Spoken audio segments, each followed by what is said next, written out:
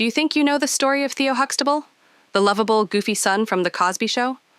Well, today, the world is mourning the man who brought him to life, Malcolm-Jamal Warner, who tragically died at 54 while on a family vacation in Costa Rica.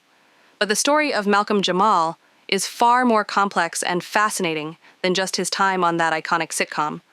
And it's a story with its own quiet controversies and hidden depths. I'm here to tell you about the Malcolm-Jamal Warner you didn't know.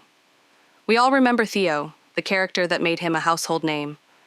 But did you know that Warner, a Jersey City native, was a multi-talented artist who spent his life trying to step out of that very long shadow? He wasn't just an actor. He was a Grammy-nominated musician and a powerful spoken-word poet. His bass guitar was his escape, and his poetry was his truth. On his recent podcast, Not All Hood, he opened up about the importance of vulnerability for Black men, a topic he felt passionately about. But let's talk about the elephant in the room, The Cosby Show. For years, as the legacy of the show became tarnished by the actions of its star, Bill Cosby, Malcolm-Jamal was in a complicated and public predicament. He spoke candidly about the pride he had in the show's positive portrayal of a Black family, a cultural touchstone that inspired a generation. Yet, he also acknowledged the show's now tarnished legacy, a difficult line to walk for someone who grew up in the public eye as America's son. And here's something you might not know. Warner was also a prolific director, stepping behind the camera for episodes of everything from The Cosby Show itself to The Fresh Prince of Bel-Air. He was constantly honing his craft, always pushing to be seen as more than just Theo.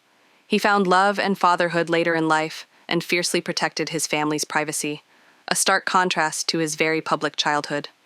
He wanted his daughter to have a life away from the glare of the spotlight that he had known his entire career.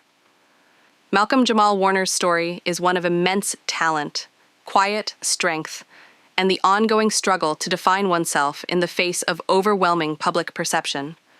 His sudden and tragic death leaves a void not just in the world of entertainment, but in the ongoing conversation about Black identity and artistry. So, as we remember the actor who brought us so much joy, let's also remember the artist, the poet, the musician, and the man who was so much more than a character on a television show. What do you think his true legacy should be? Let us know in the comments below.